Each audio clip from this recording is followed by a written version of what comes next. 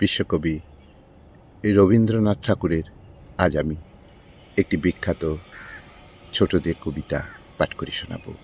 কবিতা খেলা ভোলা শুরু করছি। তুই কি ভাবিস দিনরাত্রির খেলতে আমার মন? কখনো তা সত্যি না মা, আমার কথা শোন। সেদিন ভোরে দেখি উঠে বৃষ্টি বাদল গেছে ছুটে, রোদ উঠেছে ঝিলমিলিয়ে বাঁশের ডালে ডালে।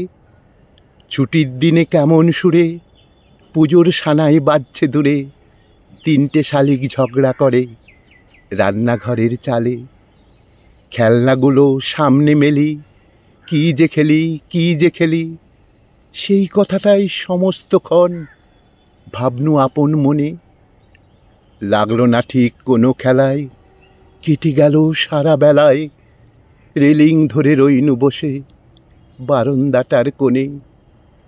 খেলা ভোলার দিন মা আমার আসে মাঝে মাঝে, সেদিন আমার মনের ভিতর কেমন তর বাজে। শীতের বেলায় দুই প্রহরে দূরে কাদের ছাদের পরে, ছোট্ট মেয়ে রোদ্দুরে দেয় বেগনি রঙের শাড়ি। চেয়ে চেয়ে চুপ করে রই, তেপান্তরের পার বুঝি ওই, মনে ভাবি ওইখানেতে আছে রাজার বাড়ি। থাকতো যদি মেঘে ওড়া পক্ষীরাজের বাচ্চা ঘোড়া, তক্ষুনি যে যেতাম তারে লাগাম দিয়ে কষে।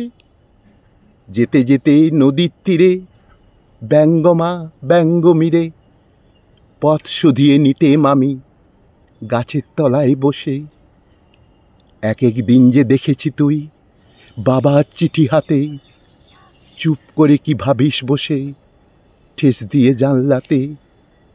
মনে হয় তোর মুখে চেয়ে তুই যেন কোন দেশের মেয়ে, যেন আমার অনেক কালের অনেক দূরের মা। কাছে গিয়ে হাতখানি ছুঁই, হারিয়ে ফেলা মা যেন তুই, মাঠ পাড়ে কোন বটের তলার বাঁশির সুরের মা। খেলার কথা যাই যে ভেসে, মনে ভাবি কোন কালে সে, কোন দেশে তোর বাড়ি ছিল কোন সাগরের কূলে। ফিরে যেতে ইচ্ছে করে অজানা সেই দ্বীপের ঘরে, তোমায় আমায় ভোরবেলাতে নৌকোতে পাল তুলে।